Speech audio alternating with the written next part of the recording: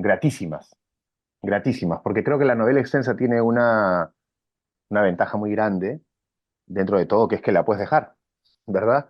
En general, en las experiencias que he tenido, em, cuesta familiarizarse con el universo de una novela extensa. En promedio, creo que en la página 120, 130 estás como, ¿no? Entrando a un universo con reglas muy propias, muy autónomo, con una galería de personajes muy grande.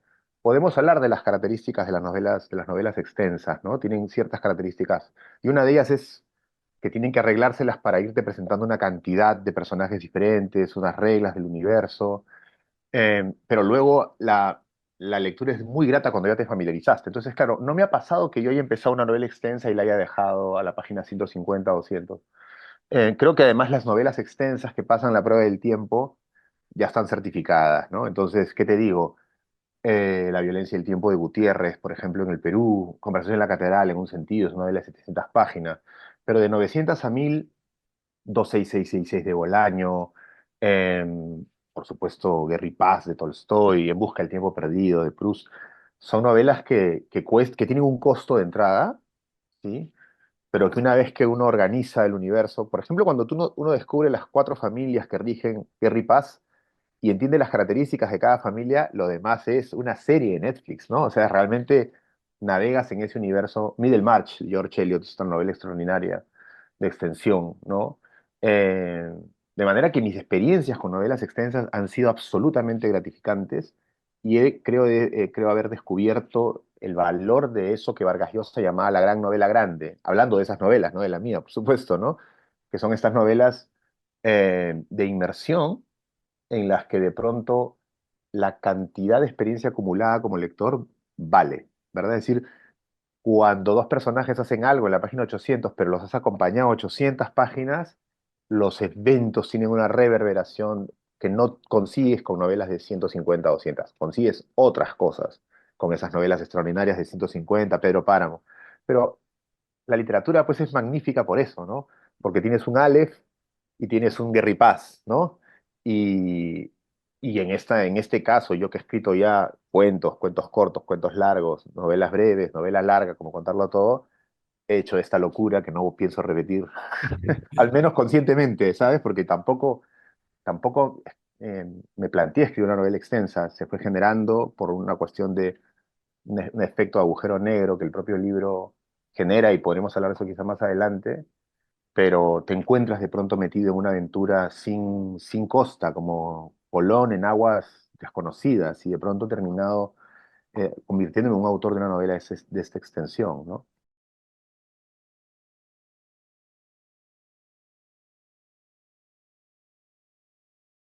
La reflexión sobre la educación. Si me dices dos, sí, lo conté yo en la presentación, hay dos imágenes potentes que a mí me sacudieron y que descubro que fueron las semillas de este libro, incluso después de que empecé a escribirlo, ¿no?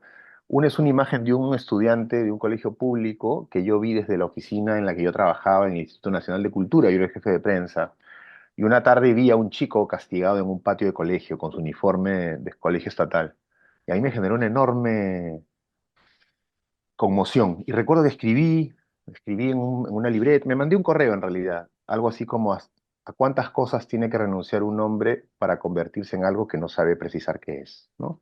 Que es un poco, ya estaba ahí el germen de lo que caracteriza, informa, genera el malestar de mi protagonista, Manuel Flores Amaro, ¿no? Un chico que ha renunciado a muchas cosas, ¿no? Por mandato familiar, para desplazarse en la sociedad, y tiene un costo psíquico, por un lado.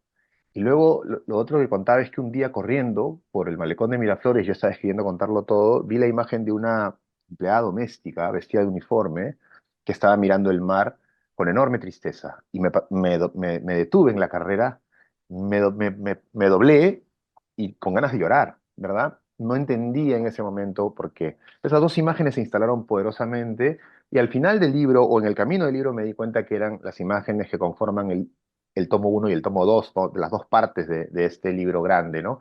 Por un lado, el estudiante de escuela pública, Manuel Flores Amaro, y por otro, la estela femenina que está en el segundo tomo, representado por su profesor y por su madre, ¿no?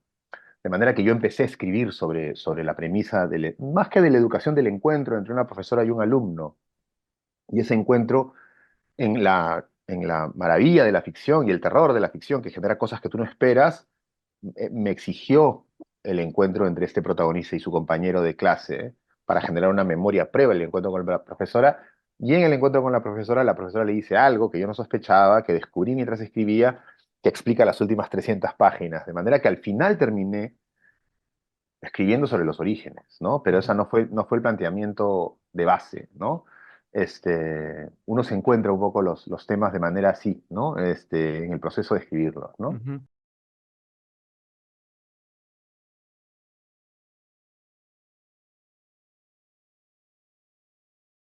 Sí, bueno, los secundarios representan siempre discusiones sobre la sociedad y el mundo, ¿no? El principio del mundo precisamente es la búsqueda de algo. Es muchas cosas, pero entre otras cosas es la explicación del mundo. La profesora les da el principio del mundo a los niños cuando les enseña el mundo. Otra profesora les enseña después el Perú, el clasismo en el salón de clase, que es otro principio. La regla real es esta, ¿no? Una cosa es los héroes, la patria, y otra cosa es el hermanito, hermanito, hermanito, ¿no? Otra cosa es el... eh, entonces, estos personajes tenían que tener un talante, ¿no? Muy trabajado para que representasen fuerzas oscuras y luminosas en el camino de este protagonista, ¿no? Que además está cotejando su vida, sus decisiones, que en este caso han sido de obediencia al mandato familiar, frente a las de un amigo, que es Sabino Zárate, que más bien funciona como un contendor, ¿no? Que es una persona que más bien ha hecho el camino inverso en la vida, que reta a este personaje en una larga conversación, no en la catedral, pero sí en Ujú. un bar, ¿no? En un bar en la organización de Apolo, en La Me remite Victoria. mucho a esa novela, a Conversión en la Catedral. Lo sé. Me alegra mucho que los lectores me estén diciendo eso porque lo tenía muy presente mientras escribía la novela, por supuesto. Yo pensé mucho en Conversación cuando escribí Contarlo Todo y pensé que estaba homenajeando Conversación, pero no lo hice. O sea, lo hice a un nivel de personajes, espacios, de la prensa, pero creo que ahora sí he estado más cerca de ese agradecimiento que las novelas a veces hacen, ¿verdad? Ujú, Porque esa novela no hubiera sido escrita de esa forma sin la presencia de conversación. Hay que decir que son tres largas conversaciones la novela, ¿no? Solo que el título no es Conversaciones sobre el principio del mundo, pero son ujú, tres largas conversaciones y que permiten eh, hacer saltos temporales entre el tiempo de la conversación de los personajes que discuten el mundo, discuten el Perú, discuten las decisiones de sus vidas y la propia memoria que va apareciendo, ¿no? En la conciencia de la novela y que aborda, pues, 60 70 años de historia republicana, ¿verdad? Desde los destinos de los pequeños personajes, ¿no? En ese sentido, hay una galería inmensa de estudiantes que se pierden, que aparecen, que desaparecen, profesores, instructores premilitares, compañeros de la universidad, y luego personas que acompañan a, a una empleada, personas que la ayudan, personas que la maltratan, patrones. Todo eso es un universo que está organizado, ojalá, por las mismas líneas centrales de la novela. Todos tienen un lado racista, todos reciben el racismo, ¿verdad? Todos están como negando el origen en cierto sentido, en fin, son cosas sobre las que podemos también conversar. ujú, Pero, pero digamos que era muy importante la presencia de estos personajes secundarios. Las dos mujeres de la vida, las tres mujeres de la vida sentimental de Manuel, Mónica por un lado, que es la chica criolla ujú, limeña, ¿no? Julia González Valencia, que es como el amor colegial, ¿no? El amor negado colegial, y Elizabeth Bird, que es como ¿no? Un personaje del amor posible en Estados Unidos, ¿no? Y en el camino hay un personaje que tú has nombrado que me alegra mucho, que se llama Lars, que es ujú, muy importante porque precisamente representa la cara opuesta de lo que Manuel Flores ha recibido. Yo tengo la impresión de que Manuel Flores vive la pesadilla del Perú, el dolor del nudo colonial peruano, porque ha recibido una impronta dolorosa de su madre, pero a la vez amorosa y de cuidado, ¿no? ujú. Ese Bueno, es mi lado, ese es mi tributo a Edgardo Rivera Martínez, te digo. O ajá. sea, ese es mi lado País de Jauja. Ese es un lado que también a mí me interesaba traer, ¿no? Para incluir a Manuel en un lugar que yo he vivido como lector en las novelas de Mario, en las novelas de Miguel Gutiérrez, en las novelas de Arguedas, ¿no? Ujú.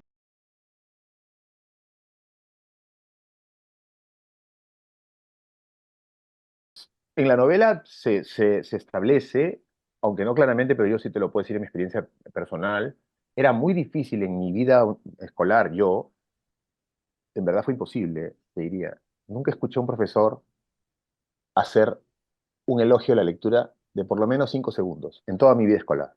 Por lo cual creo yo, sinceramente, que pasé mi escuela con profesores que no leían, que no habían leído ningún libro, ¿no? Eh, yo tuve una profesora que sí era lectora, en primero y segundo de primaria, y sobre la base de esa profesora, combinada con otras personas y personajes de la literatura, construyó Marina Montemayor, que es como la profesora que está en ese colegio estatal de las aulas celestes, como casi un milagro, ¿no? Es una impronta poderosa y probablemente eso explica a los personajes, probablemente explica a Manuel, pero es una mujer que además lo que tiene es una enorme ilusión de ser profesora, que le encanta ser profesora, que ama la docencia, sobre todas las cosas, y ama leer y escribir. Es más, es una profesora con pretensiones literarias, y ya nos enteraremos qué pasó con esas pretensiones literarias, pero las tenía, ¿no? Eh, probablemente iba a ser una dramaturga si hubiera tenido otra crianza, ella misma, ¿no? Todos los personajes están revisando sus vidas en la novela, ¿no? Eso también me pareció muy interesante, ¿no? Entonces sí, yo creo que eso genera una impronta en él sobre la lectura, pero sobre todo en la posibilidad de una vocación docente, ¿no? Porque Marina ama enseñar y cuando uno tiene una impronta de un gran maestro, yo creo que el grado máximo de un maestro es generar a un alumno que quiera ser maestro, ¿no? Ujú.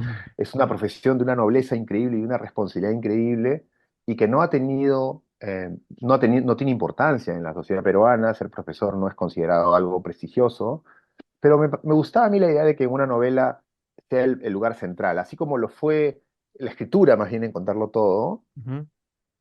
Acá me parece que es la enseñanza y la educación y el rol del profesor, del docente, desde la hermana del protagonista, Irene, que es una profesora, ¿no? Hasta, por supuesto, la estela de Marina Montemayor y de todos los profesores que aparecen, entre ellos algunos profesores de la Universidad de Boulder, en Colorado, ¿no? Ujú. Que son muy bien vistos por Manuel, ¿no? Entonces, sí, es sin duda un elemento determinante en la constitución de Manuel Flores, esta primera profesora. Porque ocurre algo muy interesante, me parecía a mí como circuito, ¿no? Que está, creo que, manifestado en el libro, ¿no? Que es esta confluencia entre los sueños de los padres migrantes, ¿no? Por la educación, que de pronto conecta con la ilusión y la luz de los sueños de una profesora, ¿no? Manuel tiene la suerte de que tanto los sueños de la madre como los de la profesora hacen ¡pac! ¿No? Una corriente eléctrica que lo dota a él de las herramientas como para transitar la pesadilla del Perú, ¿no?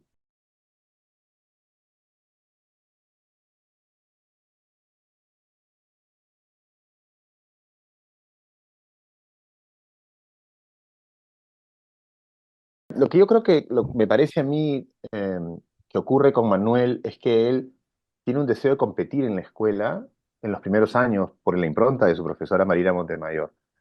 Hay que decir que uno de los secretos de la novela, de los datos escondidos que luego se revelan, son las razones por las cuales esta profesora los abandonó, ¿no? Los dejó en tercero de primaria de un día para otro, generando una orfandad tanto en él como en su amigo Sabino. Esta mujer es curiosa porque al irse de la escuela, que es un acto terrible para los niños, hace un último acto involuntario, que es unir a dos niños en una actuación en la que interpretan a Bolognesi y a Salvo, el emisario chileno que intenta evitar que Bolognesi, ¿no? El derramamiento de sangre en Arica. Y estos dos niños actúan, esos personajes, y empiezan a hacerse amigos. Es como si él los hubiera unido antes de irse y dejarlos huérfanos en una unión casi de orfandad. Si uno recorre la novela, luego ellos entran en una etapa más bien de desaliento con la nueva profesora que reciben, Hilda de Roa, y luego se internan en lo que creo yo es la parte más oscura del libro, que es la parte 2 son 4 partes, ¿no? Que es la parte de la adolescencia y la juventud, que coincide con el primer gobierno de Alan García, que coincide con la educación del turno tarde, los apagones, los bombazos, mientras ellos se van haciendo hombres, ¿no? Es la Ujú. etapa más tóxica entre la instrucción premilitar. Ahí los profesores se desdibujan en la novela, no hay. Ahí lo que hay es... Entonces yo creo que Manuel entra en un cinismo. Manuel se tira la pera todo el tiempo. Ahí, por ejemplo, yo sentía que había los inocentes, ¿no? ¿Sabes? Pues en la Plaza San Martín, tirándose la pera.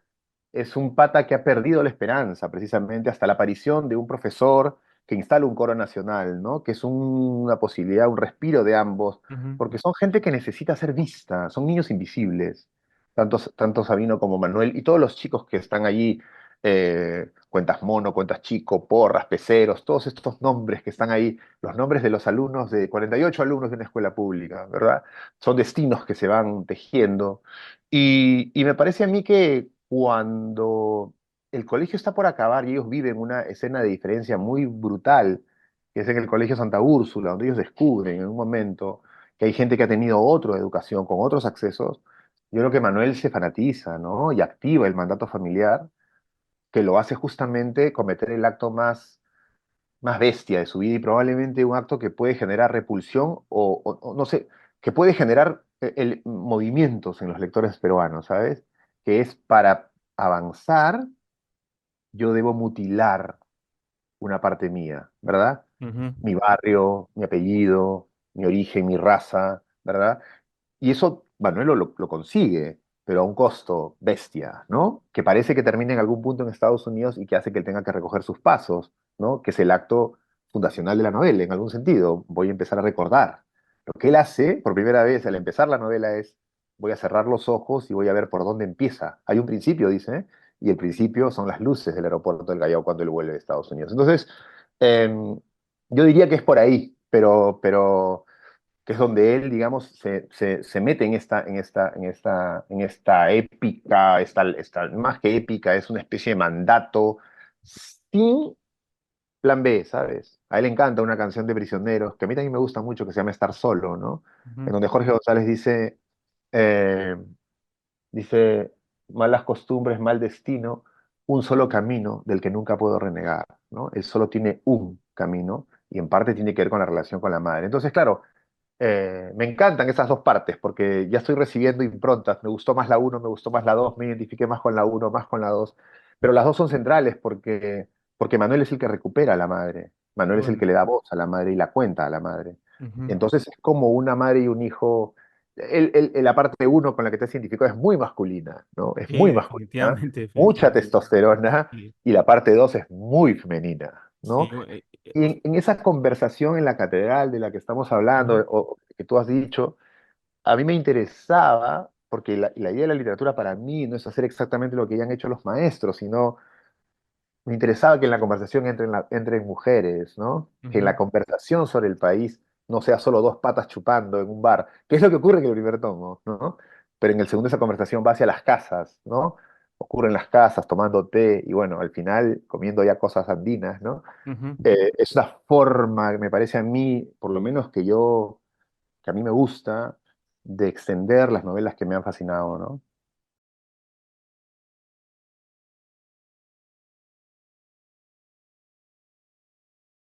Con un esfuerzo sobrenatural, con una insumisión increíble, con una rebeldía de la que no tienes idea, creo yo, porque lo que haces es quebrar un mandato familiar, ¿no? Yo creo que los escritores somos desobedientes de nuestras familias, ¿no? Somos desobedientes. Mi madre ya falleció, una mujer extraordinaria, yo creo que no le hubiera gustado demasiado que yo escribiera algunas cosas en esta novela, ¿no? Pero me parece que se trataba en este caso de hacerse cargo, ¿sabes? Yo creo que con los años de escritura, de escribiendo novelas, para mí la novela es la máquina de la verdad, ¿no? Tú no puedes mentir en la novela. Hay gente que escribe novelas y se miente, pero a mí no, yo no puedo hacerlo o no me sale, ¿no? Entonces, de tanto escribir, pues uno termina diciendo las cosas más verdaderas, más dolorosas, más vergonzosas de uno mismo, ¿no? A través de los personajes, por supuesto, ¿no? Este, de manera que Manuel de pronto se convirtió en la posibilidad para tramitar, para decir una cantidad de vulnerabilidades, de vergüenzas, que estoy descubriendo ahora por las respuestas que tengo de lectores como tú, es mucho más común de lo que uno imaginaría, ¿no? Es Ujú, decir, yo viví en un barrio supuestamente criollo en el que creo que todas las familias ocultaban sus orígenes andinos. Pasé a una escuela fiscal donde nadie decía de dónde es su familia, todos ocultábamos nuestros orígenes, y yo mucho más que nadie porque era ayacuchano y en esas épocas Ayacucho era el centro del horror del Perú, era lo peor del Perú, ¿no? Por Sendero Luminoso y por todo lo demás. Y luego hemos vivido negando nuestra parte andina para poder estar en un área de protección, de menos, ¿no? Maltrato, etcétera, etcétera, hasta finalmente mutilar el propio barrio, mutilar la biografía para generarse una nueva vida en el otro territorio, en este caso es la Universidad de Lima. Esa cosa ya la había estudiado yo en Animales Luminosos. Ujú, El tipo que va a Estados Unidos y quiere mutilar el pasado, ¿no? Me doy cuenta que ese es un tema recurrente en mí, probablemente por asuntos biográficos, ¿no? ujú, Pero en esta novela he ido hacia atrás, en contra del mandato paterno, diría yo, ¿no? Que era justamente que no se den cuenta que eres andino, que no se den cuenta que venimos de ahí, del hoyo, del hueco, que venimos de ese lugar tan hediondo que es, ¿no? Que eran las visiones que tenían mis padres sobre... Porque además las habían vivido, las habían sufrido. Ellos han sufrido una violencia de la sociedad criolla muy fuerte, justamente por su origen, por ser quienes eran. Mi padre quemó sus libros en un momento, una ujú, escena tremenda para mí, y porque tenían miedo de ser descubiertos, ¿no? Hablaban el quechua bajito, escuchaban guayno solo cuando estaban muy ebrios y ya estaban desafiantes, ¿no? Pero hacerse cargo de esos temas me parece que ya era importante a estas alturas, y eso se hace con honestidad, con un cierto dolor, con el recurso maravilloso de escribir sobre otros, que es la ficción, que te permite escribir sobre otras personas, ¿no? Y en mi caso también con un trabajo de psicoanálisis previo, ¿no? ujú.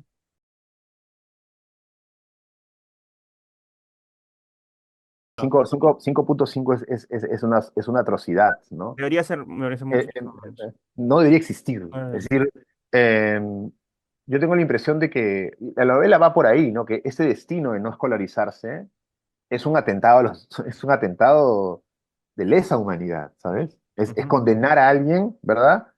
A una vida, ¿verdad? Este, infinitamente acotada, ¿verdad? Frente a quienes hemos sido escolarizados y hemos recibido instrucción, ¿verdad? Y por supuesto, en el camino de la instrucción, eh, esto no tiene fin, ¿no? Están los que han recibido una mala instrucción, una buena instrucción, una instrucción excelente, ¿no? ¿Por qué? Porque la educación no le importa a nadie, ¿no? Porque la educación generaría una masa una sociedad civil atenta, instruida, lectora, crítica, que votaría bien, que no se dejaría engañar, que no se dejaría manipular. Entonces, los grupos que ahora son, no sé si llamarlos políticos, pero son como estas bandas casi criminales que se han organizado y han tomado por asalto, ¿no? El Estado peruano, lo que menos les interesa a ellos es educar a la gente, ¿no? Entonces hay como un pacto, ¿verdad? Que se selló hace unos años para no atender eso, ¿no? O sea, el Ministerio de Educación debería tener un valor tan importante o más que el Banco Central de Reserva, ¿no? Es decir, no vamos a poder salir, eso está comprobado en todos los casos, ¿verdad? De países que realmente salen del atraso, mejoran el bienestar cuando invierten en la educación una cantidad poderosa. Eso no ha sido así, ha sido más bien una rueda constante eh, que yo he padecido, que es que yo estudié en una escuela pública con profesores que estudiaron en escuelas públicas, que a su vez estudiaron con profesores de escuelas públicas, ¿verdad? Y que han vivido desalentados, mal pagados, humillados, ¿no? Porque ser profesor en el Perú está mal visto, ¿no? La madre del protagonista es una mujer andina sin educación secundaria. Mira, que a ella no le gusta que su hija sea profesora, ¿no? ujú, Le parece algo no está en sus ambiciones, ¿no? Entonces, son temas muy interesantes que terminé descubriendo que que eran mis temas, ¿no? O sea, curiosamente al final me pasó con Animales Luminosos, ¿no? En alguna entrevista, quizás hasta fuiste tú, ¿ah? Alguien me ujú, preguntó, ¿por qué de nuevo la universidad? ¿Por qué de nuevo ocurre todo en la universidad? Y decía, o sea, que no, recién me da cuenta como no puedo dejar de escribir sobre colegios, universidades. Es como el lugar, y no es un lugar tan cool para hacer narrativa, ¿sabes? ujú, Lo cool es, no sé, bandidos, narcos. No, yo es un salón de clases, ¿no? Es la instrucción, o la instrucción como poeta, como periodista, o como, en este caso, como docente, como profesor, ¿no? La educación es un tema que yo no escogí. ¿No? ujú, Debe ser porque ha sido constitutivo para bien y para mal en mi vida, ¿no? ujú.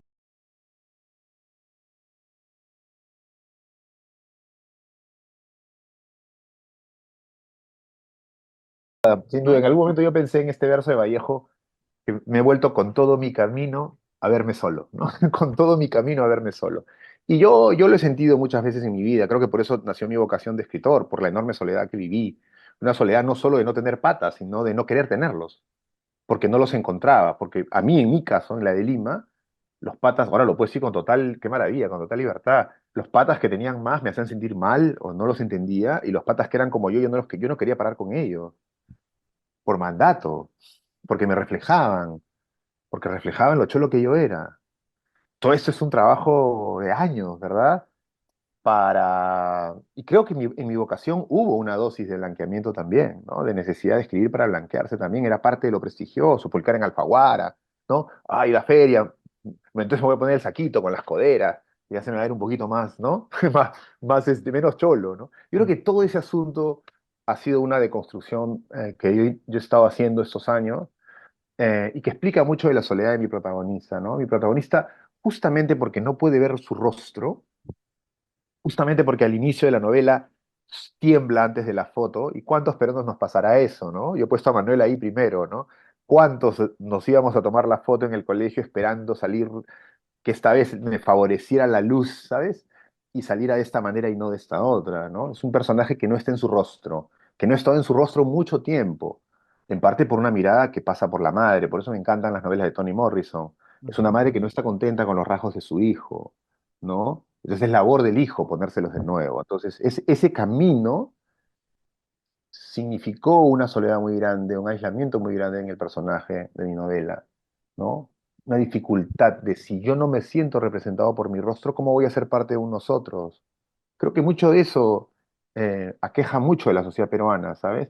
Y ujú, en cualquier lugar, en un banco, en un restaurante, lo que ocurre en algún momento es cholo deme. Es decir, tú y yo no estamos en lo mismo. No sabes con quién estás hablando, no sabes con quién te has metido. Es ujú, decir, tú y yo no somos un nosotros. Entonces, eso rompe la posibilidad de de una solución o de un trámite entre pares. No hay esa vaina en el Perú, no hay. O sea, ojalá hubiera, ¿no? Y yo creo que Manuel es una víctima de eso, por supuesto, es un peruano, ¿no? Es un peruano en formación que adquiere esa dificultad para entender a todos como un nosotros, ¿no?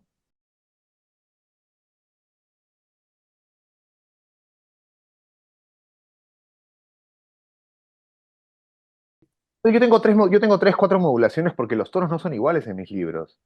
El lenguaje de Animales Luminosos es mucho más elaborado, sí, sí. poético, porque es una novela más breve, es lírica, es una novela del claroscuro, ¿no?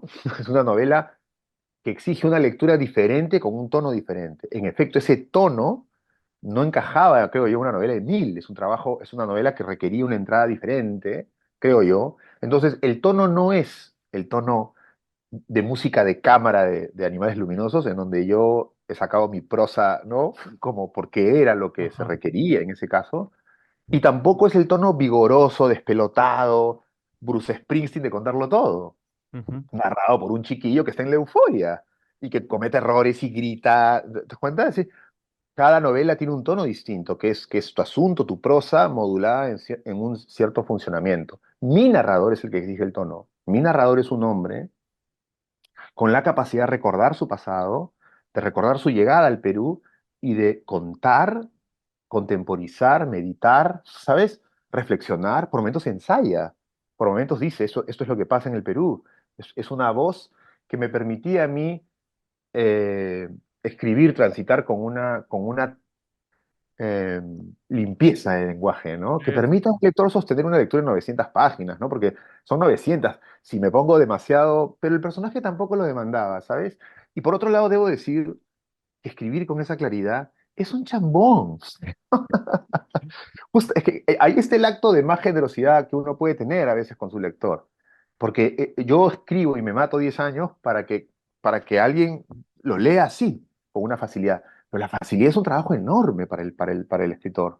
Tiene que sorprenderte cada frase. Tú no te das cuenta que la sintaxis ha cambiado, que es diferente el encabalgamiento, los arranques de párrafos no son iguales, ¿verdad? Para generar justamente ese transcurrir. Detrás hay un trabajo que está muy bien hacerlo, ¿no? Porque justamente permite que alguien lea la novela en una o dos semanas, se lee, me han dicho muchos lectores ya, como que tengo ganas de seguir leyendo, pero a la vez me doy cuenta que hay una densidad emocional que me hace que quisiera regresar, que es un trabajazo, ¿no? Y entonces es una modulación para la novela. Y en otras novelas tendré otras modulaciones, quizás un tono más vasto o más tosco o más culto. Yo creo que puedo hacer distintas. Y si hablas de mala prosa, anda animales a ver cómo está escrito eso, ¿no? Es lo que exige el narrador, lo que exige el tono del libro, ¿sabes? Ujú, Y en ese sentido, pues me parece que ese era el tono que debía usar en esta novela, ¿no? ujú. Yo creo que sí, yo creo que sí.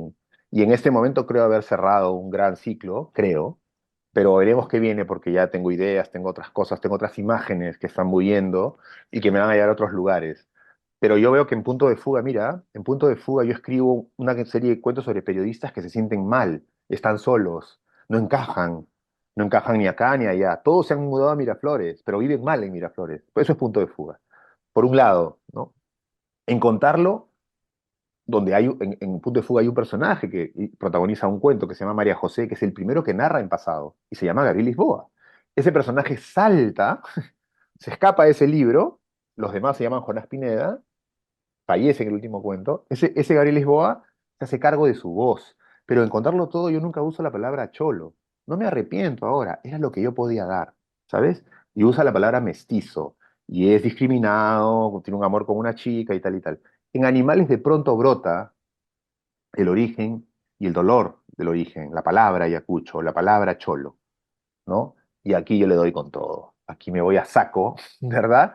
Hasta el centro del origen, ¿no? Ahora, en la novela sobre el final, esos puntos ciegos de los que hablaba Javier Cercas, el protagonista se pregunta, ¿y mi papá? A mi papá no me contó su historia, ¿no? ¿Cuánto de mi papá me explica? ¿Cuánto de mi papá, ¿no?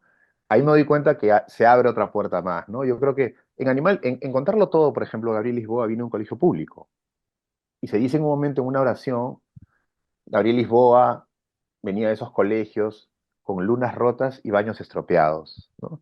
Y yo me di cuenta, poco después que ahí estaba la novela, ¿no? 900 páginas, ¿te das cuenta? Yo creo como Philip Roth que cada libro abre con dinamita el libro siguiente, ¿no? Y este libro me ha abierto un dinamitazo, ¿sabes? Y me ha abierto una cantidad de vetas futuras que me parecen estupendas. Creo que me he sacado una mochila, una primera gran mochila que tenía mis personajes desde Punto de Fuga y que me va a permitir escribir con más libertad otras cosas nuevas, ¿no? Que me interesan hacer.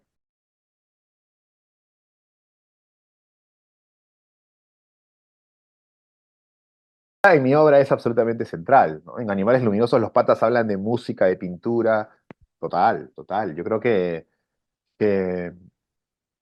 la media de mis personajes en Animales eran todos instruidos, todos tenían posgrado, y los poetas de contarlo todo, ¿no? O sea, todos están leyendo poesía, están intercambiando, y aquí hay una adquisición también interminable de conocimientos, ¿no? O sea, en ese sentido, sí, diría que en mi trabajo la cultura es central, ¿no? Hay literaturas malditas, proletarias, extraordinarias, que a mí me encantan leer, extranjeras y peruanas, pero a mí no es lo mío, ¿no? No he sido tan callejero, como ya te habrás dado cuenta en la Ujú. novela. Tenía una mamá que me decía tanto tiempo y ven para acá porque tienes que estudiar, ¿no? Y he construido mi ficción sobre lo que yo conozco, que es una enorme sed de conocimiento. Y te diría que he entendido, y eso está en la novela, que Manuel tiene esa sed bestial de aprender, ¿no? De agarrar y aprender, de agarrar la pintura, la literatura, porque justamente su madre tuvo un acceso muy restringido a eso. Y lo que creo que la novela explica en algún sentido es el hambre que un padre o una madre te pueden depositar, ¿no? Yo creo que eso explica un poco mi propia biografía, ¿no? Mis padres, en mi biografía, mi madre tiene, los dos tienen primaria, mi madre en la escuela nocturna porque era una empleada doméstica, mi padre en la escuela rural, que tiene historias, ahí tengo unas novelas, pero de la escuela rural que son impresionantes sus historias, ¿no? De acceso a la educación. Mi papá va a la escuela rural en contra de la voluntad de su padre. Esa es una cosa extraordinaria, ¿no? Se escapa a la escuela. Eso no existe. Un niño que la transgresión de él es ir a la escuela, ¿no? Y tiene una... Entonces, esas historias a mí me han formado, como me ha formado la biblioteca de mi padre, que mi padre llenaba, era un ayacuchano en Lima, solitario también. Yo he pensado mucho en Caetano Veloso en la canción Zampa, un hombre provinciano, solitario, como Caetano era un baiano, tipo de exactamente la idea de mi papá, que de pronto lee literatura, mi papá lee Arguedas, lee Scorza, y comienza a tener libros, es un mozo con libros, y conoce a mi madre que trabaja como empleada y le dice, esos libros tienen que ir a un estante, porque yo lo he visto en las casas en las que trabajo, en Miraflores, en San Isidro. Los señores ponen los libros así, y los dos hacen una biblioteca, que es la que me forma a mí. Entonces, ¿cómo no va a ser para mí central en mi vida si justamente eso es lo que me ha permitido estar en este momento hablando contigo? No, no, soy un producto puro de la educación, ¿no? De la instrucción y del aprendizaje. Y por supuesto he vivido con enorme emoción, que intento transmitir en la novela, el ingreso a la universidad, un hecho extraordinario, la beca en el extranjero, entrar al Museo Metropolitan por primera vez. O sea, yo como mi personaje Manuel viví en el Metropolitan un mes, creo. O sea, desde las 9 de la mañana hasta las 10 de la noche vivía en ese museo, comiéndome las pinturas, ¿sabes? Rompiéndome los ojos. Siempre he sido eso. Mis amigos en la universidad, los del conciliábulo, me decían Bob Esponja, ¿no? Era como quiero aprender, ¿no? Es como un entusiasmo que creo que es la impronta que he recibido de mis padres, me parece. A mí y mis hermanas también, que también son importantes en la novela, hay que decirlo. Hay dos hermanas ahí, una se ha ido al extranjero a hacer una maestría y la otra es una profesora, ¿verdad? Que también le habla siempre de los griegos y los troyanos, en fin.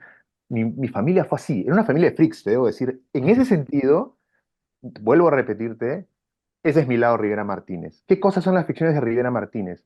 La casa ideal, donde yo quiero vivir, donde Claudio Alaya, en País de Jauja, tiene una madre que toca piano, toca Bach, y le enseña yarabíes, y su hermano lee literatura y le da libros. En esa casa solo se habla de cultura.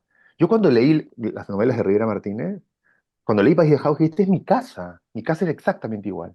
Era una casa con un suelo psíquico, o sea, con una predictibilidad inmensa, no hubo violencia doméstica en mi casa, lo que había era un dolor hacia afuera, porque éramos ayacuchanos. Eso había, el secreto. Esa es mi vocación literaria.